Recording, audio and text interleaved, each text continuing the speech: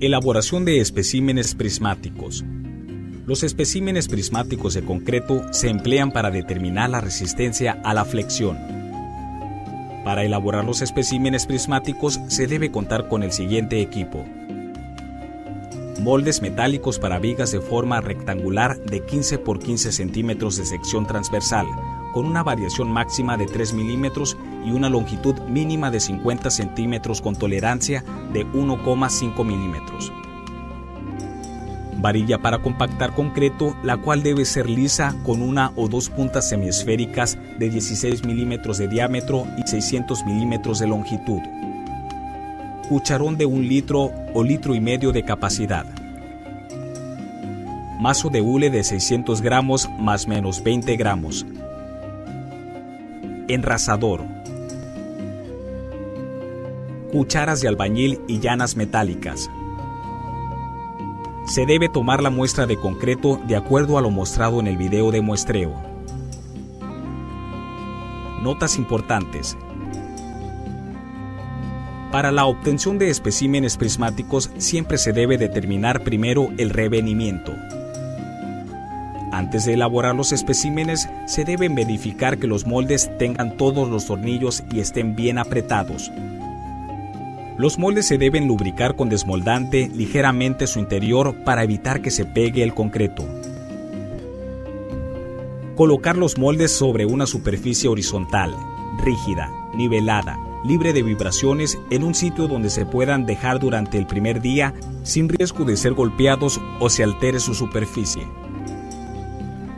Los moldes se llenan en 2 capas de igual volumen. Se debe mover el cucharón alrededor del molde en la medida en que se descargue el concreto. Al terminar de vaciar cada capa, hay que distribuir el concreto con la varilla. Cada capa se debe compactar con el extremo de la varilla con punta semiesférica, dando una penetración por cada 10 centímetros cuadrados de superficie del molde, es decir, 75 penetraciones para moldes de 50 centímetros de longitud. Se varilla la primera capa en todo su espesor. Se distribuyen las penetraciones uniformemente en toda la sección transversal del molde. El varillado lo debes de realizar en 5 líneas de 15 penetraciones cada una, sobre el lado más largo del molde, iniciando en un extremo y terminando en el lado opuesto. Después se debe introducir y sacar repetidamente una cuchara de albañil u otra herramienta adecuada en la zona de contacto del concreto y el molde en su perímetro. Las oquedades en el concreto producto de la compactación se deben eliminar o cerrar golpeando las paredes del molde con el mazo de hule de tamaño y peso adecuado. Al llenar la última capa se debe poner concreto en exceso para que el molde se mantenga lleno al terminar la compactación. Al compactar la segunda capa, la varilla debe penetrar 1 centímetro en la primera capa cuando el espesor de esta sea menor de 10 centímetros. Después de que cada capa se ha varillado, se debe introducir y sacar repetidamente una cuchara de albañil u otra herramienta adecuada en la zona de contacto del concreto y el molde en su perímetro.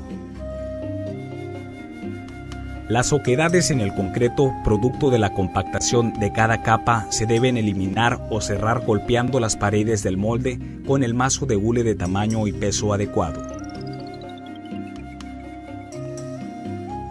Después de terminar lo anterior, se utiliza el enrasador de metal, con el mínimo número de pasadas para lograr una superficie plana y uniforme que esté a nivel con las orillas del molde y que no tenga depresiones o promontorios de más de 3 milímetros.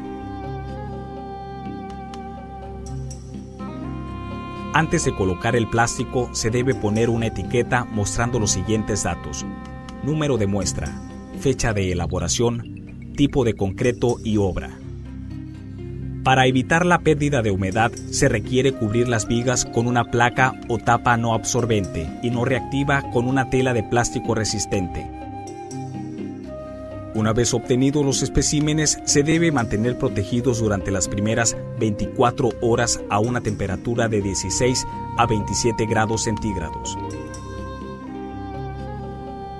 Los especímenes se deben retirar de los moldes entre las 24 y 48 horas después de su elaboración y almacenarlos de inmediato en una condición húmeda con una temperatura de 23 más menos 2 grados centígrados.